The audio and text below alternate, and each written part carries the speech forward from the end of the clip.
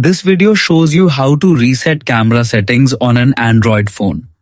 If your camera is blurry, crashing, freezing, or not working properly, resetting the camera settings can help restore everything back to default and fix common problems without deleting your photos or videos.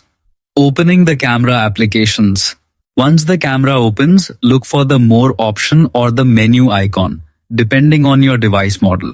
Tap on it to access additional camera features and options. Next, tap the Settings icon, usually shown as a small gear symbol located in the top or left corner of the screen.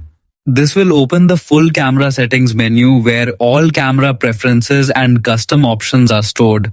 Now scroll down carefully to the bottom of the settings page. You will see an option called Reset Settings. Tap on it to continue.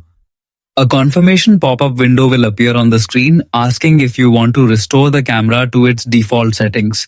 Finally, tap Reset to confirm the process. Your camera settings will immediately return to the original factory configuration. This can help fix camera lag, focus issues, incorrect filters, or settings errors caused by accidental changes. Hope this guide helped you. Like, share, and follow for more quick Android solutions.